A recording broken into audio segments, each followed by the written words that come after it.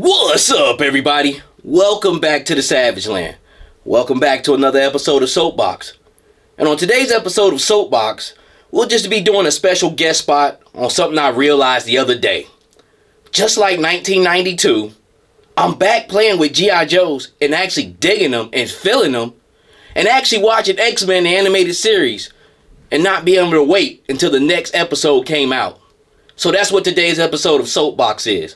Playing with Joes, watching X-Men. Alright, so let's jump right into it. So that's what this week's episode of Soapbox is about, man. Basically just a little sit down, chit chat on something that was just kind of mind blowing to me, man. And it just has the same effect as it did 30, well, I ain't gonna say 40 because I am 40. 30 years ago to me, man, which is awesome, man. But we're gonna just talk about a few situations first before we get into it's really about X-Men 97 episode 5. We'll talk a little bit about that, and then we'll just talk about the situation that I just had to look at it myself. I'm like, man, I'm collecting Joes, loving that, buying that toy line, and I'm watching X-Men 97, which is pretty much a pickup from the X-Men animated series. But the first two things I want to talk about is, all right, just like everybody else, I'll put it like this. I never wanted the X-Men 97 Gambit on card back because I had the Mayfax Gambit.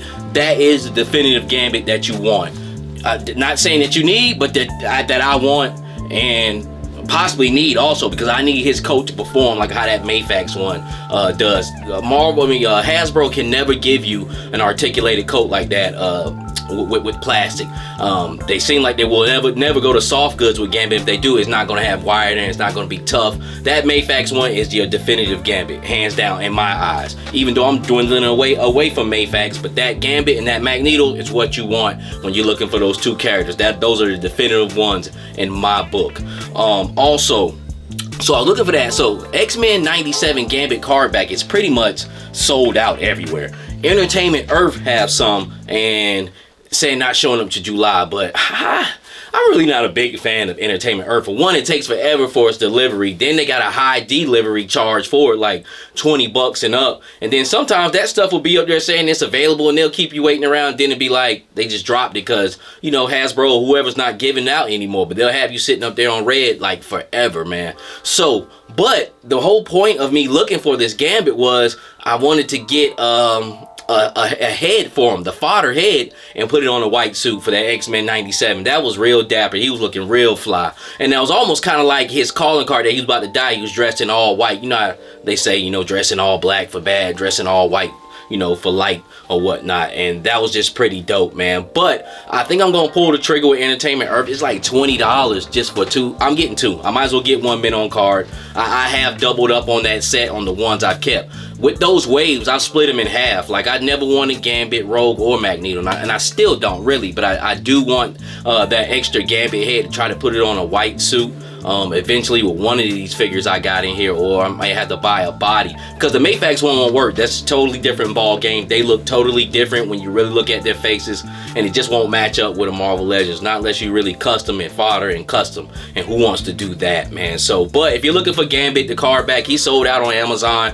Hasbro posts everywhere, and actually kind of been selling out, but he really wasn't a popular one out of that wave. He kind of was, but he wasn't. But with the events that just happened, I'm pretty sure he's gonna get flushed out.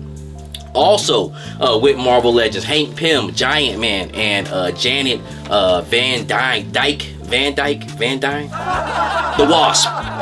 Basically, 2-pack just came out with Hasbro Post, and today I see it was sold out. I was playing around with this, man. I had it in my basket for like 2 or 3 days, thinking like, should I pull the trigger? Should I pull the trigger? But I don't have Giantman. That's the only thing that kept me back. If I was able to back that Giantman, I would have grab this the first day. I mean, it only makes sense, but I still like that costume layout, man, on it. But I don't know, I just waited around. It probably come back in stock one more time, and maybe I'll jump on it, because I do plan on trying to buy a Giantman aftermarket if it's a decent price. I'm not gonna do anything crazy on it.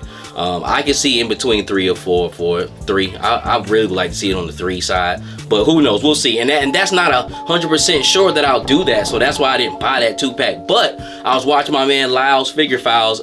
He had a review on it, and I like it. It's a classic Giantman or Ant-Man Hank Pym, and it looks just like the Giantman, that same deco. I actually like that costume. That's a very classic costume, Giantman costume. He comes with soft goods, comes with the extra Hank Pym head. I knew I seen that head somewhere before. That becomes that head is in the 5-pack Avengers West Coast pack from Amazon, which I need to check on that and see where that's at. I've been kind of wanting that pack. I've been kind of playing with that one too.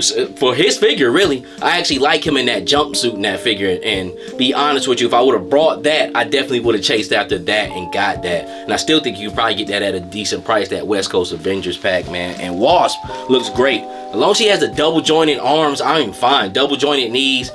The ab crunch is something I really want them to get to next, but as far as female figures, you can pose them up pretty good. They're pretty slim, but I think she looks good. I love her deco. I love the color layout. I love the way the wings are set up, as far as how they port in and how they work, man. I think it's an awesome 2-pack, and it was like 54 bucks.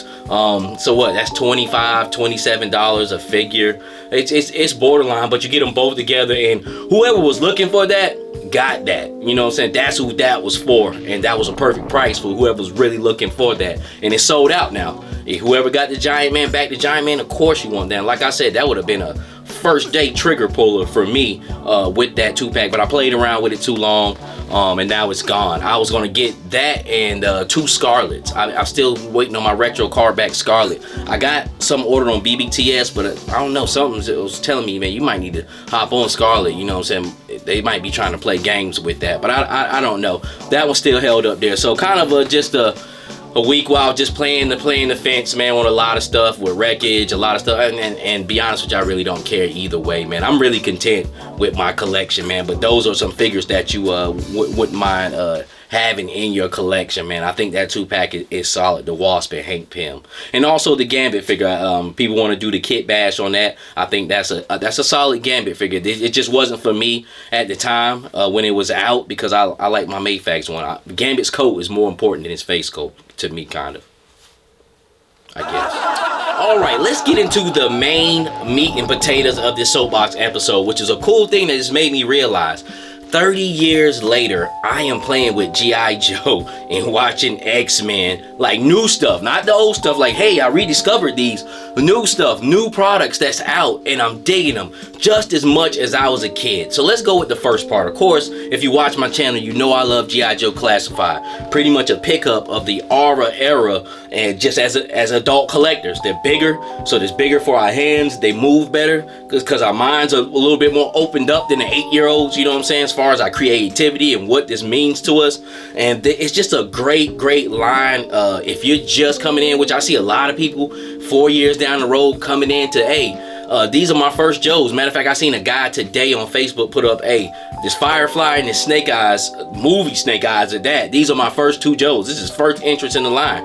And even though that's the movie Snake Eyes, he gonna like that shit. It's gonna intrigue him to get more figures. The Firefly, he's gonna like the old school way that looks, and he hasn't been put on to the talk of, you know, the loose torso. That shit is not gonna matter to him at all. Be quite honest with you. He'll get into the politics as he gets later on in the game, but open up those 2 figures for the first time, he's gonna be like a kid on Christmas, man. And the Classified line is definitely serving it well for people who've been in the game looking for it, and people who are just coming into the game and discovering, like, hey, G.I. Joe Classified, wow, that is a quick kick, you know, damn, he looks way better than the old one, but it's him though, and that's what they're gonna do, man. It's bigger than nostalgia. This is a great line. This is a great product to be bought and put out, man, and we've all been enjoying it just like kids, waiting on the next releases.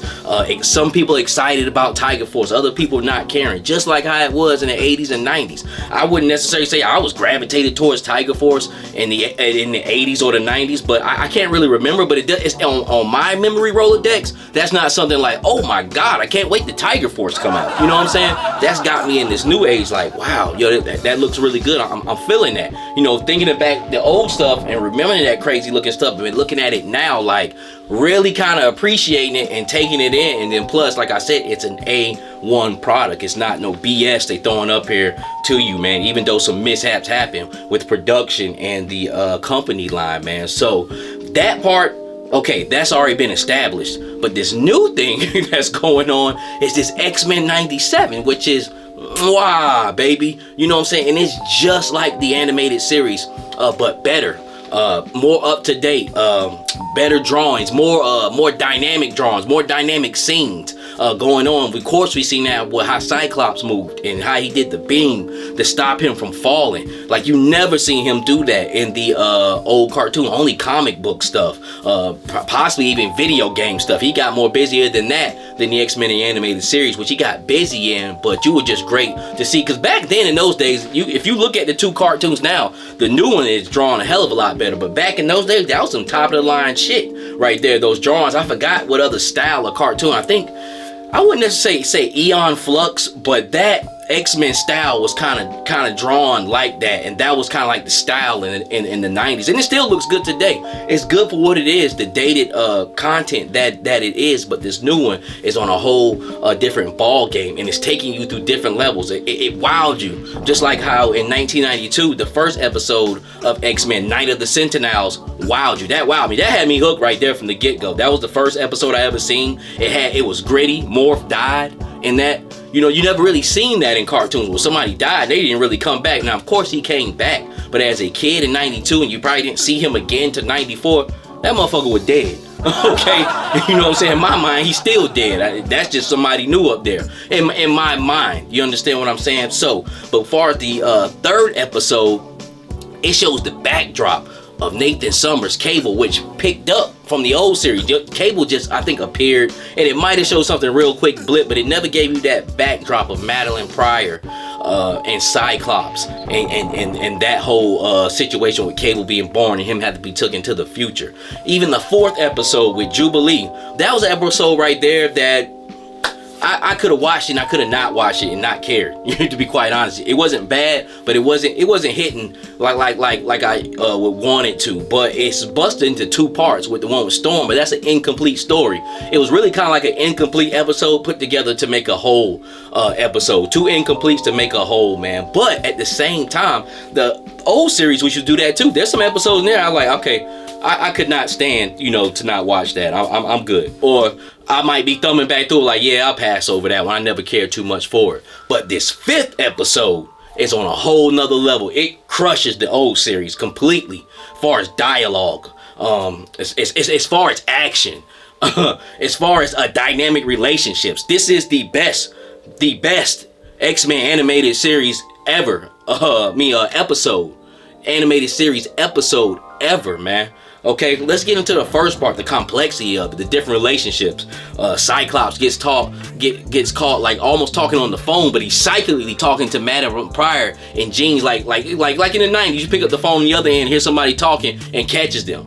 You know what I'm saying? That's almost like cheating. You know what I'm saying? So they had a whole situation going on like that, and then Jean finally tried to throw Wolverine some, you know what I'm saying, and kiss him at least, and he didn't know how to handle that. Somebody like especially as much as he begged for Jean, red eyes, and Jean, I love you. Begged for something so long, now it's the real deal. He backed off. Then the love triangle. I actually like this love triangle better than Wolverine and Cyclops and Jean Grey. I actually like the Gambit, Magneto, and Rogue love triangle. Now, are they that embattled in a triangle like this animated series is ensuing? I don't know, but those relationships did actually happen in the comic books. I believe Rogue messed with Magneto when she was in her bad days, and of course definitely with Gambit. But that whole thing, the dynamic relationship between Rogue and Gambit, saying he was telling her, I was your scoundrel, and I was your share. You know what I'm saying? It was crazy, man. It was crazy emotionally. Now, to top off all that emotionally,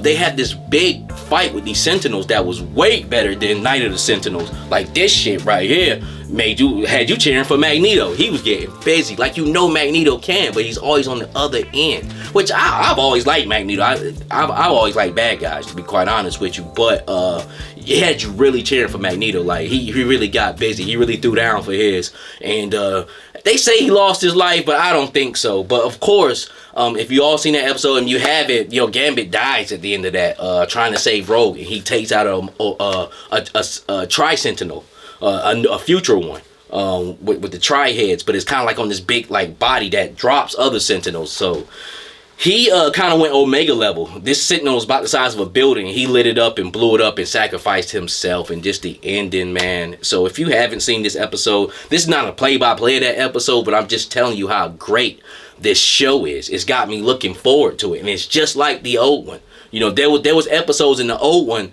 that had you like, whoa. You know what I'm saying? And this didn't serve you short right here. It overwent its expectations, man. So, and I found myself like, man, I can't wait till next week's episode. And man, I'm really into these Joes. I can't wait to Wreckage drop and all these other new ones drop. And I can't wait to play with them and do the dioramas.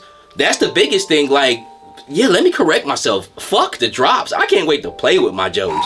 Be honest with you. Pose them up. Take pictures. That's me playing with my G.I. Joes, man. So it's been a wonderful life at this time. My collecting has fully come full circle when I'm playing with new G.I. Joes, new shit that's coming out, and I'm watching new X-Men shows, new shit that's coming out week by week, just like it was 1992 all over again. Do you feel the same? I do, man. But that's Soapbox, man. I just wanted to have that conversation, man, and lay that out there, man. I hope you guys are having a great Sunday. This is the Savage Land. We do this for the love and beauty of action figures and X-Men 97, more banging episodes and more banging action figures from that card back line too. If you can, give me a like, comment, subscribe. If you want, hit me at my Instagram at Geppetto910. And with that being said, until the next time, God bless.